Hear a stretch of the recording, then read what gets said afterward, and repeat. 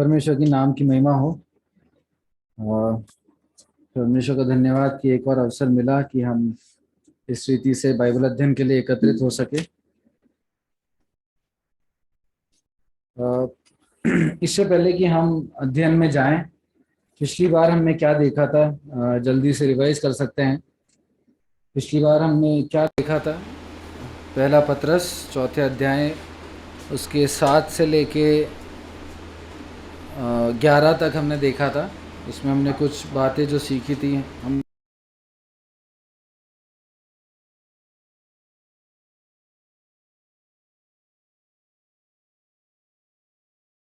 संयमी हो और प्रार्थना में समय बिताओ। और दूसरी बात, लव ईच अदर डीपली, एक दूसरे से अधिक प्रेम रखो और प्रेम रखो। तीसरी बात, बिना कुड़कुड़ाए अतिथि सत्कार, हॉस्पिटैलिटी के विषय में देखा था। और एक और बात हमने देखी थी, एक दूसरे की सेवा करो। अपने गिफ्ट को, जो प्रभु ने हमें गिफ्ट दिया है, अपने गिफ्ट को पहचान के हम एक दूसरे की सेवा करें। तो हमने पिछली बार देखा था कि सब बातों का अंत होने वाला है। अब आज के अध्ययन में जाने से पहले मैं कुछ सवाल पूछना चाहता हूँ। आप अपने अपने प्रतिदिन के अनुभवों से इसका उत्तर दें। सबसे पहला सवाल जो मैं आपसे पूछना लगता हूँ कि हम आनंदित या हम खुश कब होते हैं? हम खुश कब होते हैं? आप अपने जीवन में, हम क्या अध्ययन करने वाले हैं, कौन से भाग में हैं, अभी 2 मिनट के लिए उसको हटा के हम ये सोचें। आप बता सकते, कोई भी एक भाई या एक बहन बता दे कि हम खुश कब होते हैं। When am I happy? मैं खुश कब होता हूँ, होती हूँ? कोई भी एक भाई बता दे। जब कुछ अच्छा होता है। मेरे दिमाग में यही आंसर था, जनरल आंसर, कि जब कुछ अच्छा होता है हमारे जीवन में, जब कुछ अच्छा होता है तो हम खुश होते हैं। एक भाग निकालेंगे, मत्ती उसका 16वां अध्याय, मत्ती 16 और उसके 15 से 19 निकालेंगे। मत्ती 16 उसके 15 से 19। कोई भी एक भाई उसको पढ़ लें, मत्ती 16 15 से लेकर 19।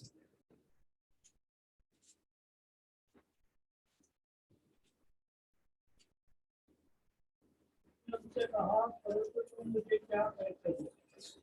वह पतरस ने उत्तर दिया, तू जीवते परमेश्वर का पुत्र मसीह है। यीशु ने उसको उत्तर दिया, प्रभु, योना के पुत्र मुझे मांस और लहू ने नहीं, परंतु मेरे पिता ने जो स्वर्ग में है के बाद तुम पर प्रकट की है। और मैं भी तुमसे कहता हूँ कि तू पत्थरों से और मैं इस पत्थर पर अपनी कलीसिया बनाऊंगा और अधर्मों के फाटक उस पर प्रबल न होंगे। मैं तुझे स्वर्ग के राज्य की कुंजियां दूंगा, और जो कुछ तू पृथ्वी पर बांधेगा वो स्वर्ग में बांधेगा, और जो कुछ तू पृथ्वी पर खोलेगा वो स्वर्ग में खुलेगा। धन्यवाद अंकल। परमेश्वर के नाम की महिमा हो। हमने इस भाग में कुछ अच्छा होते हुए देखा क्या? कुछ अच्छा हो रहा है इस भाग में? पतरस के, अच्छा ठीक है, हम पतरस के नजरिए से देखें, पतरस के जीवन में ये एक समय कैसा है? अच्छा है, बुरा है? प्रभु उससे बात कर रहे हैं, वो प्रभु से कुछ बोलता है। आप लोग बताएं, अच्छा है बुरा है? अच्छा है। तो अच्छा है तो वो आनंद, उसको खुशी हुई होगी, है ना? हम सब मानते हैं इस बात को। पतरस ने, प्रभु यीशु मसीह ने पूछा कि तुम मुझे क्या कहते हो? और पतरस ने जवाब में कहा कि तू जीवते परमेश्वर का पुत्र मसीह है। और इसके बदले में प्रभु यीशु मसीह ने उसको आशीष दिया। उसको बोला कि तू पतरस है, तुझ पे कलीसिया खड़ी होगी, तुझ पे अधोलोक के फाटक उस पर प्रबल, तुझ पर प्रबल ना होंगे, स्वर्ग के राज की कुंजियां दूंगा। तो पतरस के जीवन में एक अच्छी बात हो रही है, और जाहिर सी बात है, ऑब्वियस है कि अच्छी बात हुई है तो वो खुश हुआ होगा। है ना, वो आनंदित हुआ होगा। तो ये हम पतरस के जीवन से देख रहे हैं ना। अब अगला सवाल जो मैं आपसे पूछना चाहता हूं वो ये है कि हम हैरान कब होते हैं। हमने पहले देखा कि हम खुश कब होते हैं, जब कुछ अच्छा होता है। हम हैरान कब होते हैं, वेन एम आई सरप्राइज, मैं सरप्राइज कब होता हूँ, मैं हैरान कब होता हूँ। फिर से मैं बोलूंगा, अपने अनुभवों से बताए। जो हम भाग अध्ययन कर रहे हैं उस सब में, या वर्सेस को कोट ना करें, अपने अनुभव से बताए कि मैं हैरान कब होता हूँ। फिर से जो आंसर मेरे को चाहिए चाहिए था वही, जब कुछ अनएक्सपेक्टेड होता है, जो मैं सोच नहीं रहा वो होता है। एक एग्जाम्पल के तौर पे, अगर मेरा एग्जाम आ रहा है और मैंने पढ़ाई नहीं करी और मैं पास हो जाऊं, तो वो एक सरप्राइज है। और अगर मेरा एग्जाम आ रहा है, मैंने पढ़ाई भी करी और मैं फेल हो जाऊं, वो क्या है, वो भी सरप्राइज है। मैंने पढ़ाई करी थी फिर भी। आप प्रार्थना करें, मेरा भी एग्जाम आ रहा है और अगले हफ्ते मैं अच्छा वाला सरप्राइज होना चाहता हूँ, उसके लिए प्रार्थना करें। लेकिन सरप्राइज ऐसा होता है जो हम एक्सपेक्ट नहीं कर रहे। मैं जो सोच रहा हूँ उसके ऑपोजिट में कुछ हो जाए, है ना। एक्सपेक्ट अनएक्सपेक्टेड चीज होना, या फिर अप्रत्याशित चीज हो जाना, है ना हिंदी में। अब एक और भाग पढ़ेंगे, ये मत्ती आपने निकाल रखा है सबने, मत्ती 16, उसका 21 और 22 पढ़ लें। समय से यीशु अपने चेलों को बताने लगा, अवश्य है कि मैं यरूशलेम को जाऊं और पुरनियों और धर्मयाजकों शास्त्रियों के हाथ से बहुत ही उठाऊं और मार डाला जाऊं, और किसी भी उसको पकड़ से अलग ले जाकर झिड़कने लगा, ये प्रभु परमेश्वर न करे, तेरे साथ ऐसा कभी न होगा। अब यहाँ पे पतरस के नजरिए से, अभी प्रभु प्रभु ने उससे पूछा, उन चेलों से पूछा कि तुम क्या कहते हो, मैं कौन हूं। पतरस ने बोला, आप जीवते परमेश्वर के पुत्र प्रभु यीशु मसीह हो। अब पतरस के, अब ये सब होने के बाद, और अधोलोक पे अब अधोलोक तुम पे प्रबल नहीं होगा, और स्वर्ग राज की कुंजी तुम्हारे पास रहेगी, जो तुम खोलोगे वो खुला रहेगा, जो तुम बांधोगे वो बंधेगा। ये सब बोलने के बाद प्रभु यीशु मसीह क्या क्या बोल रहे हैं यहाँ पे, कि मेरे को दुख उठाना है। यीशु ने अपने चेलों को बताने लगा कि मुझे अवश्य है कि मैं यरूशलेम को जाऊं, पुरनियों और महायाजकों और शास्त्रियों के हाथ से बहुत दुख उठाऊं। तो अब पतरस के नजरिए से ये क्या हो रहा है, वो उसके लिए क्या हो रहा है, अनएक्सपेक्टेड चीज हो रही है ना, वो सरप्राइज हो रहा है। सडनली हम मसीह, मसीह का मतलब क्या होता है, हा? छुड़ाने वाला, उद्धार देने वाला, है ना। हम पतरस को देखते हैं कि उन सबको वहां पे पतरस ने जब बोला तो सबको समझ आया कि ये मसीह है ना। एक और बारी उनको रिमाइंड किया गया कि ये मसीह है, ये छुड़ाने वाला है। और ये छुड़ाने वाला अब उनसे कह रहा है कि मेरे को अवश्य है कि मैं दुख उठाऊं। तो जो अभी तक आनंद था, जो अभी तक खुशी थी, अब वो किस में तब्दील हो गई, वो सरप्राइज बन गया, या फिर हैरान होने की बात, ताज्जुब की बात बन गई कि ये प्रभु क्या कह रहे हैं। और उसके रिस्पांस में पतरस ने क्या किया, वो प्रभु को साइड में ले आके डांटने लगता है ना। उसमें कैसे लिखा है, झिड़कने लगा, या फिर डांटने लगे, इंग्लिश में लिखा रेब्यूक करने लगा। तो पहला सवाल था कि हम आनंदित कब होते हैं, जब कुछ अच्छा होता है। हम सरप्राइज कब होते हैं, जब ऐसा कुछ हो जो अनएक्सपेक्टेड हो, जो हम सोच नहीं रहे हो, जो अप्रत्याशित हो। अब एक और सवाल कि हम शर्मिंदा कब होते हैं, मैं मेरे को शर्म कब आती है, मैं शर्मिंदा कब होता हूं। आप बता सकते हैं हम शर्मिंदा कब होते हैं, जब हम कुछ गलत करते हैं। और आपको शर्म कब आती है, हाँ बेइज्जती, बेइज्जती मतलब क्यों, क्यों बेइज्जती होगी, हाँ गलती पकड़ी जाती है। यस, हम कुछ गलत करते हैं तो शायद हमें उतनी शर्म ना आए, क्योंकि वो सीक्रेट में है, मेरे को ही पता है। लेकिन जब गलती पकड़े जाने का डर भी हो, या पकड़ी गई हो, तो शर्म आती है। और आपको शर्म कब आती है,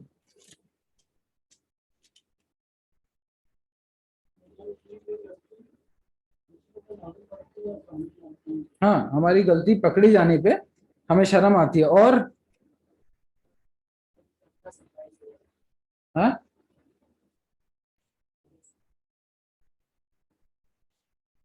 बोलो बोलो।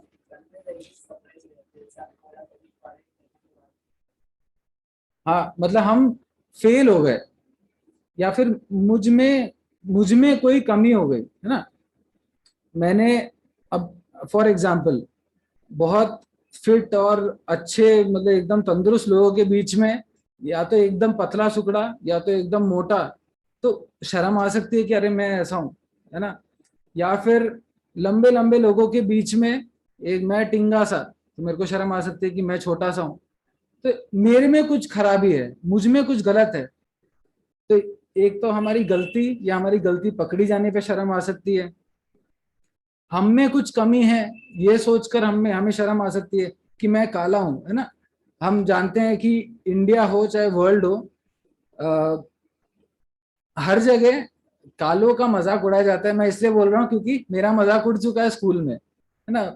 तो मैं काला हूँ, इसलिए शायद मेरे को शर्म आए कि अरे यार मैं काला क्यों, कुछ कर नहीं सकता उसके बारे में लेकिन शर्म आए। तो या तो मैं कुछ गलत कर रहा हूँ, गलती पकड़ी गई हो, या मुझ में कुछ कमी हो तो मुझे शर्म आती है, या फिर मैं ऐसा कुछ कर रहा हूँ जो और कोई नहीं कर रहा, है ना। कुछ कुछ अलग से कर रहा हूँ तो मुझे शर्म आ सकती है कि ये क्या कर रहा है, मतलब मैं, ये लोग तो इतना अच्छा कर रहे हैं और मैं बिगड़ता जा रहा हूँ या बिगड़ गया मेरा काम, तो मुझे शर्म आ सकती है। सब लोग अच्छे से प्रोजेक्ट बना रहे हैं, मेरा बिगड़ गया। तो हमें शर्म शर्म आने के बहुत सारे कारण है। लेकिन पतरस को एक बार शर्म आई थी, है ना। मरकुस 14, ये वैसे चारों सुसमाचारों में है, लेकिन हम मरकुस से पढ़ेंगे। मरकुस 14 उसका 66 से 72। मरकुस 14, मार्क 14 66 टू 72।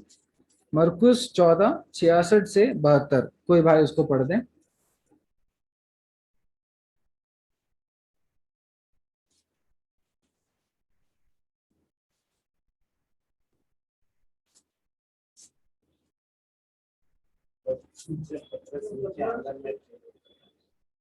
आंगन में था तो महाराजा के दासियों से वो आई और पतरस को हाथ आते हुए उसे पत्थर की आवाज में देखा और पहले तुम्ही तो उस नासरी के साथ था। तो निकल गया, कहा मैं नहीं जानता और नहीं समझता हूँ कि तुम क्या कर रही हो। फिर वो भाग जोड़ी में गया और जोड़े में बात थी। वो दासी उसे देखकर उनसे जो पांव खड़े थे फिर कहने लगी कि उनमें से एक थे। उनको वो फिर गुजर गया। थोड़ी देर बाद उन्होंने जो पास खड़े थे फिर पतरस से कहा इससे तो उनमें से एक थे जिनकी तो गलती हुई है। तो वो धिक्कार में और शपथ खाने लगा मैं उस मनुष्य को नहीं जानता। तुरंत उसके बाद दूसरे में बात की। कोई बात दूसरे में सुन आई।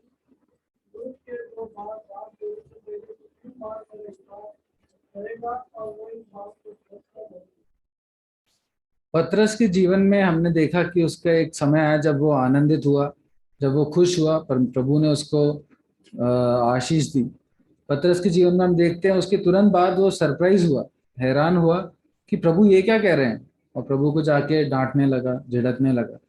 और पतरस के जीवन में आखिर प्रभु के आखिरी उस समयों में हम देखते हैं कि जब उससे प्रभु का चेला होकर 3 बार कहा गया कि तू उसके साथ है, तू भी गलीली है, तू भी वहीं से है, तू भी उन्हीं के साथ है, तो वो शर्माया, शर्मिंदा हुआ और वो गालियां देने लगा, ऐसा लिखा है। वो धिक्कारने देने और शपथ खाने लगा। He started swearing, blowing down curses। तो ऐसी एक अवस्था में पतरस आया। तो पतरस के हमने 3 सवाल देखे कि हमारे जीवन में हम कब आनंदित होते हैं, हम कब सरप्राइज होते हैं, और हम कब शर्मिंदा होते हैं। और हमने वही चीजें पतरस के जीवन में देखा कि उसके जीवन में ये सब कब हुआ। अब हम अपने अध्ययन के भाग में आएंगे। पहला पतरस उसका 4था अध्याय उसके 12 से लेके 16 तक पढ़ेंगे। पहला पत्रस उसका चौथा अध्याय और उसके 12 से लेके 16 तक पढ़ेंगे। हे प्रियो, जो दुख रूपी अग्नि तुम्हारे परखने के लिए तुम्हें भेजती है, इससे यह समझकर अचंभा न करो कि कोई अनोखी बात तुम पर बीत रही हो, और जैसे जैसे मसीह के दुखों में सहभागी होते हो आनंद करो, जिससे उसकी महिमा के प्रकट होते समय भी तुम आनंदित और मगन हो। यदि मसीह के नाम के लिए तुम्हारी निंदा की जाती है तो धन्य हो कि महिमा का आत्मा तो परमेश्वर का आत्मा है, उनका छाया करता है। तुम में से कोई व्यक्ति हत्यारा या चोर या कुकर्मी होने का कारण बात डालने के कारण दुख न पाए, यदि मसीह होने के कारण दुख पाए, लज्जित न हो, पर इस बात के लिए परमेश्वर की वो समय आप हो चाहेंगे कि पहले परमेश्वर के लोगों का न्याय किया जाए, और जबकि न्याय का आरंभ उन्हीं से होगा, तो उनका क्या अर्थ होगा जो परमेश्वर के समाचार को नहीं मानते। धन्यवाद भाई। हमने 12 से लेकर 16 तक उन 3 सवालों को देखा जो हम अभी डिस्कस कर रहे थे, है ना। आनंद और हैरान या अनोखी बात, या फिर शर्मिंदा, लज्जित। अब यहाँ पे वो पत्रस जो हम सुसमाचारों में जिस पत्रस के बारे में पढ़ रहे थे, और पत्रस जब खुद एक पत्री लिख रहा है तो क्या हम कोई डिफरेंस देखते हैं उसमें? क्या उसमें कुछ बदलाव दिखता है? बस हाँ या ना वाला सवाल है ये। दिखता है ना, बदलाव दिखता है। पत्रस को जब आशीष मिली, वो वाला जो वर्णन है ना, वो जो घटना है कि प्रभु ने उससे कहा कि अधोलोक पर अधोलोक का तुम पे कोई असर नहीं होगा वगैरह, जब प्रभु ने वो सब कहा, वो वाली घटना एक ही बार लिखी गई है। जब पतरस ने प्रभु यीशु मसीह को डांटा कि आप क्या बोल रहे हैं दुख उठाने के बारे में, तो वो घटना 2 ही बार लिखी गई है। लेकिन उसकी जो शर्मिंदा वाली काम था कि उसने प्रभु को इनकार किया, वो चारों सुसमाचार में लिखा गया है ना। ये सब होने के बाद अब पतरस जब पत्री लिख रहा है तो वो कहता है, वो क्या क्या कहता है? आपको क्या लगता है, क्या बदलाव आया उसके जीवन में? आप बताएं। आपने 12 से लेके 16 तक पढ़ा, क्या बदलाव देखा आपने उसके जीवन में? आनंद के विषय में क्या कहता है वो? जब अच्छी चीजें आए तो आनंदित होना, क्या कहता है वो? 13वें पद में लिखा है, पर जैसे जैसे मसीह के दुखों में सहभागी होते हो आनंद करो। वो सबसे पहले उसको आनंद था कि प्रभु ने आशीष दी, प्रभु ने कहा कि मुझ पे कलीसिया बनाई जाएगी, है ना। तो वो आनंदित रहा होगा। लेकिन आज बदला हुआ पतरस क्या बोलता है कि जैसे जैसे मसीह के दुखों में सहभागी होते हो आनंद करो। ये बदलाव क्यों आया? ठीक है, हम फिर से इस क्वेश्चन को देखेंगे, ये बदलाव क्यों आया। अगली बात, हैरानी के विषय में क्या कहता है वो? हैरानी या अचंभे की विषय में क्या कहता है वो?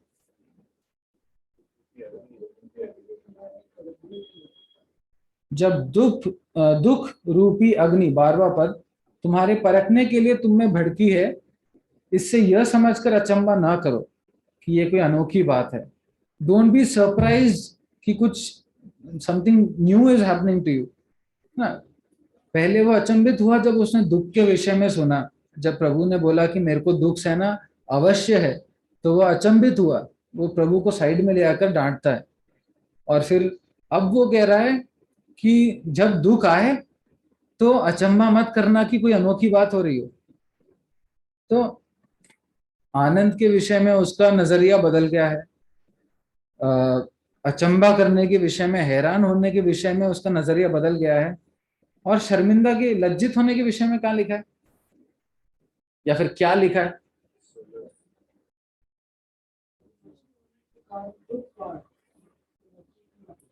एक समय था जब उसको सब बोल रहे थे, वहां की लड़की बोल रही थी, वहां के जो लोग इकट्ठे हो रहे थे बोल रहे थे कि तू उसके साथ है, तू उसका साथी है। तू तू भी गलील से है ना। जब ये सब बोल रहे थे तो उसको पसंद नहीं आ रहा था, वो मना कर रहा था, वो इधर से उधर जा रहा था। और अब वो कहता है कि यदि मसीही होने के कारण, इफ, इंग्लिश में लिखा है, if you suffer as a Christian do not be ashamed, ना, मसीह होने के कारण दुख पाए तो लज्जित ना होना। उसकी लज्जा, उसके आनंद, उसके हैरान हैरान होना, अचंबा, सबका नजरिया बदल गया। मगर उसमें ये बदलाव क्यों आया, जो हमने क्वेश्चन सुना था, उसमें ये बदलाव क्यों आया, उसमें ये बदलाव क्यों आया? हमने 2 बार बाइबल स्टडी में उस पद में से मनन किया था, पिछले हफ्ते से पहले वाले 2 हफ्ते, आई थिंक।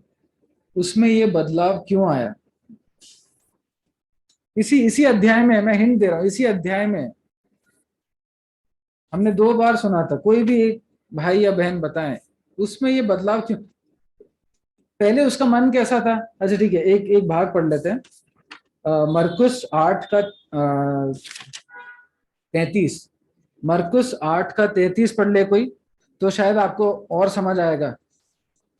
मरकुस 8 का 33।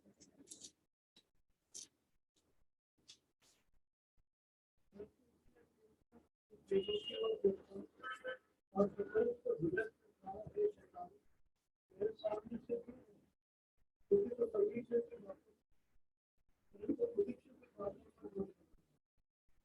क्योंकि तू परमेश्वर की बातों पर नहीं लेकिन मनुष्यों की बातों पर मन लगाता है। तो अब क्या बदलाव आया उसके जीवन में? कहाँ लिखा है? पतरस बोलता है क्या? पहले वो खुदा की सोच नहीं रखता था, इंसान की रखता था, लेकिन अब उसके जीवन में बदलाव आया है। आप लोग ही ढूंढेंगे, आप लोग ही बताएं। इसी अध्याय में मैंने ये भी बता दिया, और आप लोग ही बताएंगे, क्योंकि अपन स्टडी कर रहे हैं, अपन साथ में ही स्टडी करेंगे। दूसरी बात ये लिखा है ताकि भविष्य में अपना शेष शारीरिक जीवन मनुष्य के जीवन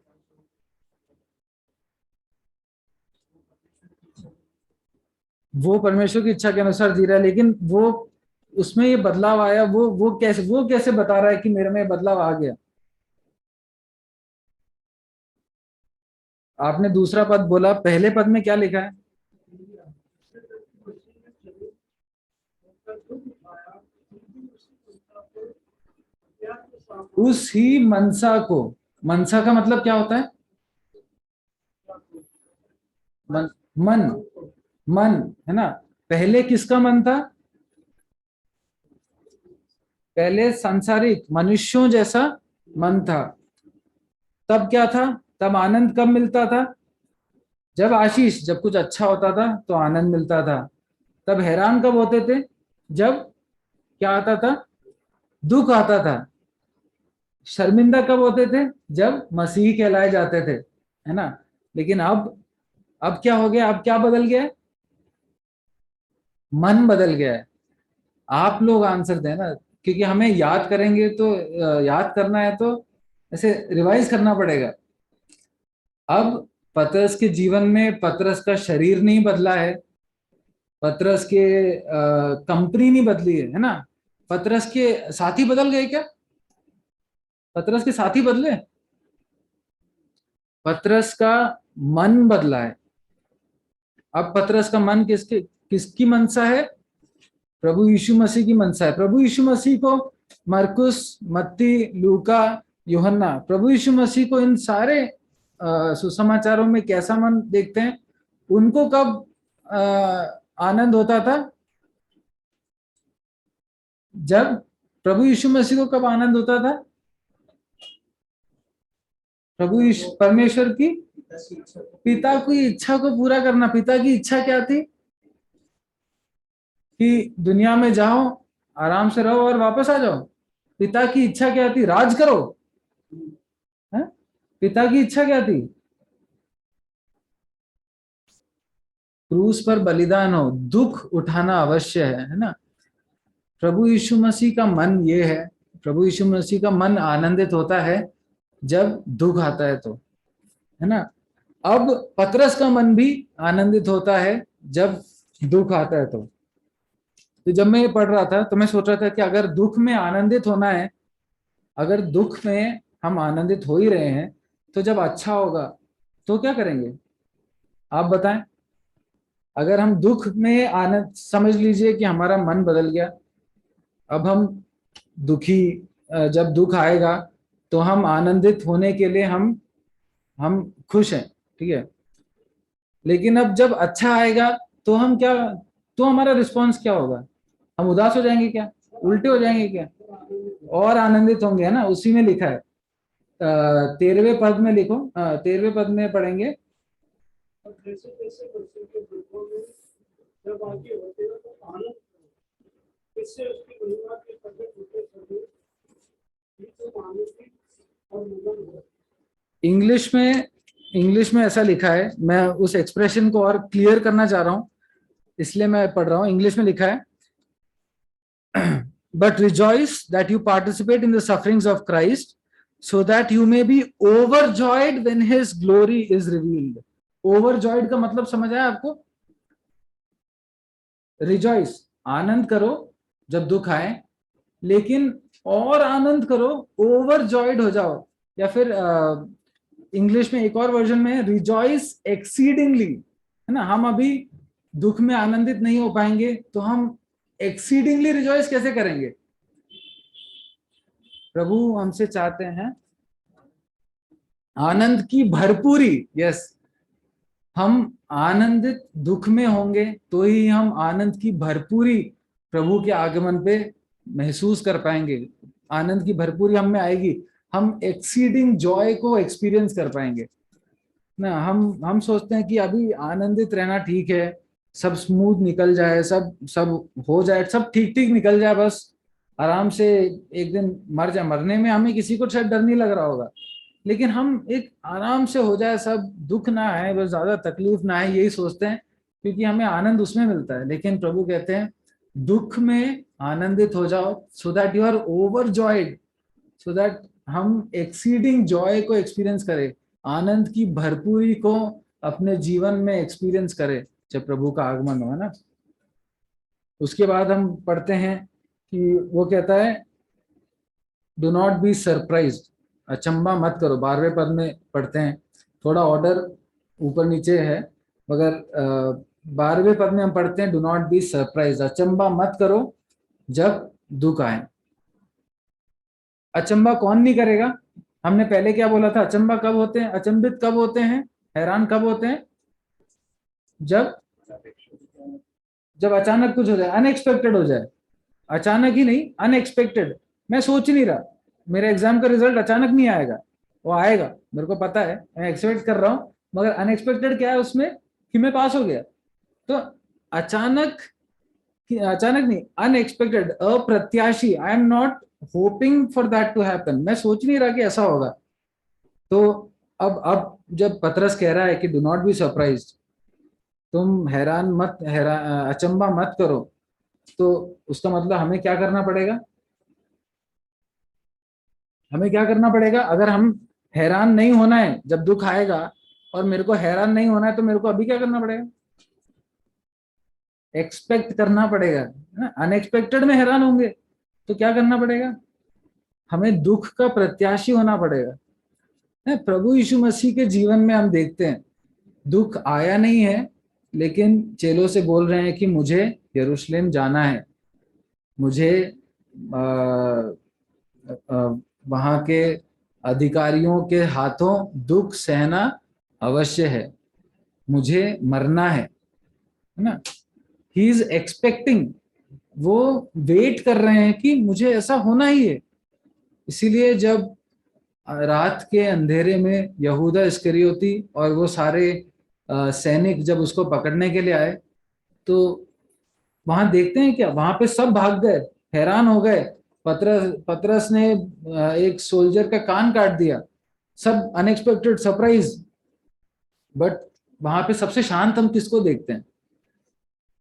किसको देखते हैं? प्रभु यीशु मसीह को देखते हैं। वाई? क्यों? Because he was expecting it, है ना। ही वॉज, उनको इंतजार था कि ये घड़ी, है ना, मेरे पिता का समय आ गया है, माई टाइम इज हियर, मेरा समय आ गया है। ही वॉज एक्सपेक्टिंग इट, इसीलिए क्योंकि वो एक्सपेक्ट कर रहे थे इसलिए ही वॉज नॉट सरप्राइज, क्योंकि वो प्रत्याशी थे तो वो ताज्जुब या अचंबा नहीं करते। उसके बाद तीसरी बात जो हमने देखा, लज्जित होना, 16वें पद में, यदि मसीह होने के कारण दुख पाए तो लज्जित ना हो, पर इस बात के लिए परमेश्वर की महिमा करें। उसकी, पतरस के जीवन की शायद सबसे बड़ी गिरावट ये थी ना। चारों सुसमाचारों में इस बात का जिक्र है और सब लोग उसको तीनों बार इनकार करते हुए बोल रहे हैं, और वो उस घटना को प्रॉपरली डिस्क्राइब भी कर रहे हैं। उसके जीवन में एक गिरावट, एक बहुत उसको मानसिक रीति से भी गिरा देने वाला एक, यहूदा इस्करियोती ने कितनी बार प्रभु यीशु मसीह को धोखा दिया? यहूदा इस्करियोती ने प्रभु यीशु मसीह को कितनी बार धोखा दिया? एक दो, मतलब धोखा as in betray, as in झूठ बोलना नहीं, धोखा देना। एक ही बार दिया ना। और पतरस ने कितनी बार इनकार किया? 3 बार इनकार किया। ज्यादा डिप्रेशन, और मतलब इस बात को, और वो समझ भी गया, क्योंकि उस दोनों को समझ आया, यहूदा इस्करियोती को भी समझ आया कि मैंने गलत कर दिया है। उसने वो सिक्के जाके फेंक दिए उनके मुंह पे और खुद को जाके मार डाला। पतरस को समझ आया क्या? उसके 72वें पद में पतरस जब प्रभु यीशु मसीह को देखता है ना, वो उनकी नजर मिलती है, वो 3 बार इनकार करने के बाद उसको समझ आया, वो रोया, उसको समझ आया कि मैंने क्या कर दिया। उसकी सबसे बड़ी गिरावट, सबसे depressing moment of his life, सबसे दुख भरा एक समय, उसने अपने प्रभु को इनकार कर दिया। क्यों? क्योंकि उसको बोल रहे थे लोग कि तू तो इनके साथ है, तू तो उसके साथ है, तू गलीली है। शर्म के कारण, डर के कारण उसने प्रभु का इनकार कर दिया। लेकिन अब वो कहता है कि अगर उसके जीवन में बदलाव आया, क्यों? क्योंकि उसका मन बदला। और अब वो क्या कहता है कि अगर कोई मसीह होने के कारण तुम्हें दुख दे, तुम्हें दुख सहना पड़े, तो लज्जित ना हो। पतरस का जीवन बदल गया, है ना। प्रभु यीशु मसीह के पुनरुत्थान के बाद, पवित्र आत्मा को पा लेने के बाद पतरस का जीवन बदल गया, उसका मन बदल गया।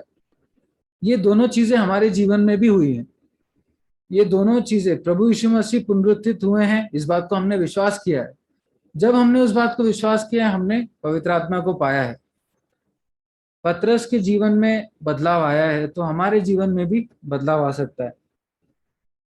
उसके उसके मन में पहले मनुष्यों की बातें थी, लेकिन जैसा भैया ने दूसरे पद में पढ़ा, अब वो मनुष्यों की बातें छोड़कर परमेश्वर की इच्छा को पूरी करता है।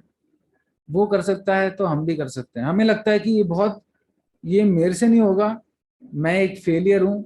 हम अपने आप को जब हम ऐसे स्थिति में पहुंचते हैं, हम अपने आप को माफ नहीं कर पाते, दूसरे हमें माफ नहीं करते, हमें लगता है कि अब मेरे से अब कोई यूज नहीं है, और हम कई बार यहूदा इस्करियोती वाले पद में जाने लगते हैं ना। हम कलीसिया से दूर होते हैं, हम संगति से दूर होते हैं, हमें लगता है कि मेरा वेस्ट है, मेरा लाइफ वेस्ट है, हमें लगता है कि मैं जाकर भी मेरा कोई उपयोग नहीं है ना। लेकिन हम देखते हैं कि यहूदा इस्करियोती ने जीवन खत्म कर लिया, और उस कारण उसके जीवन में कोई बदलाव नहीं आ पाया।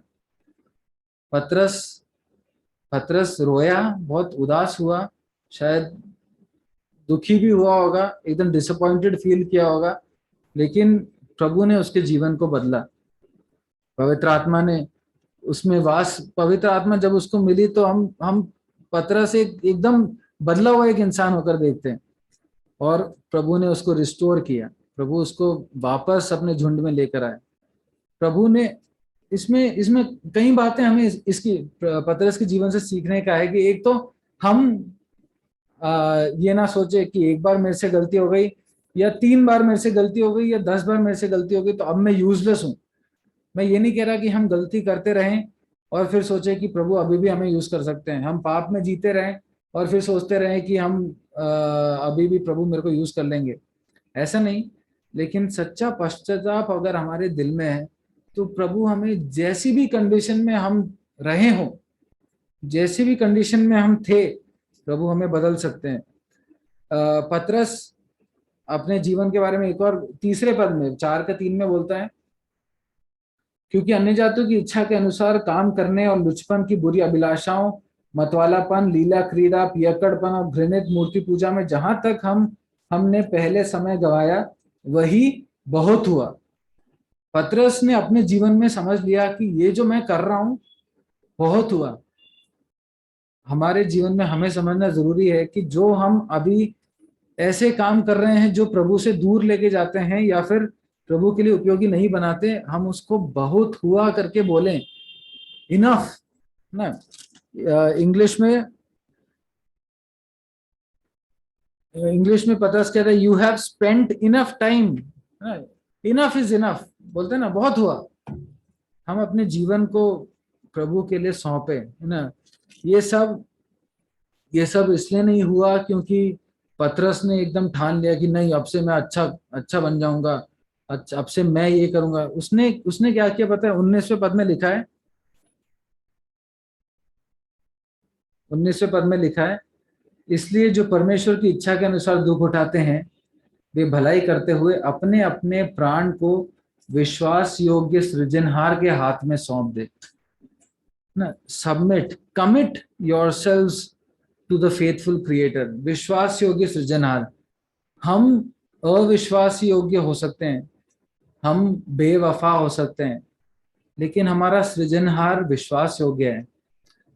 हम यूजलेस हो सकते हैं, हम हमारा मन मनुष्य इंसानी बातों के लिए लगा हुआ हो सकता है, लेकिन वो सब बहुत हुआ। अब हम अपने आप को विश्वास योग्य सृजनहार के हाथ में सौंपे।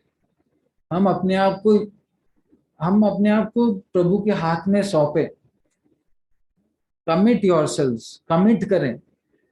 हम इंतजार करते रहें या फिर हम अभी नहीं कुछ समय बाद एक डिसीजन पे नहीं आए, हम अपने ये क्या आराम का जीवन, दुख से दूर का जीवन, दुख आने पे हैरान होने के जीवन में ही रहना अगर कंफर्टेबल समझे तो हम बहुत समय गवा रहे हैं, हम ऑलरेडी बहुत समय गवा चुके हैं, है ना।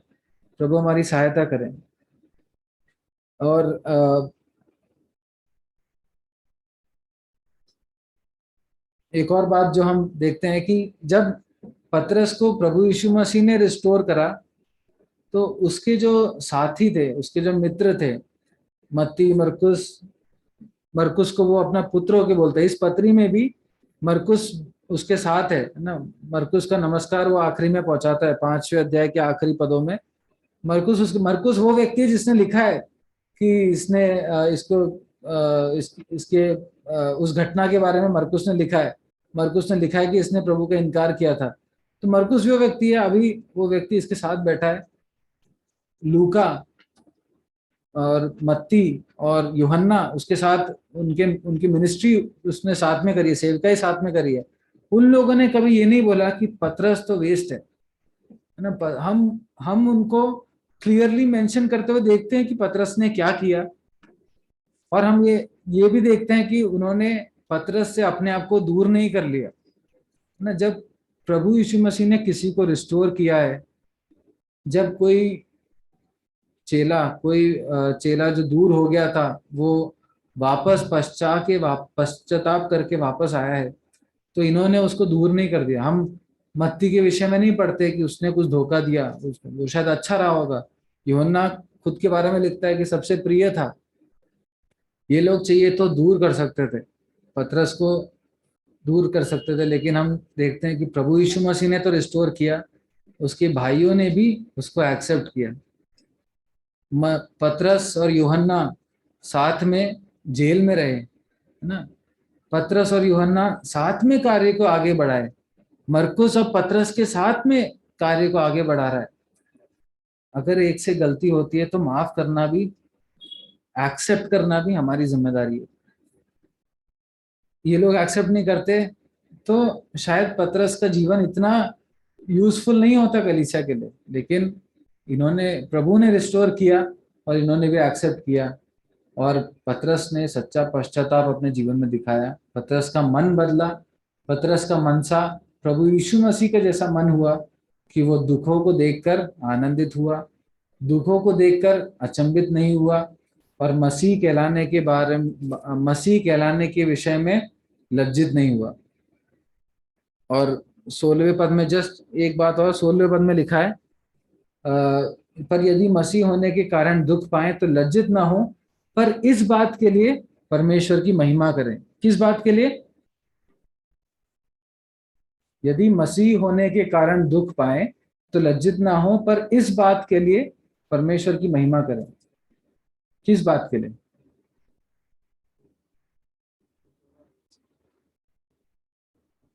दुख के लिए क्या?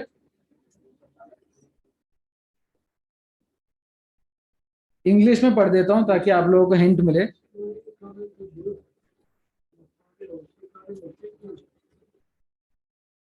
नहीं, उसमें लिखा है पर इस बात के लिए परमेश्वर की महिमा करे। किस बात के लिए? इंग्लिश में पढ़ देता हूं ताकि आप लोग ध्यान से सुने। आपको आंसर देना है ना। However, if you suffer as a Christian, do not be ashamed, but praise God that you bear that name. समझ आया?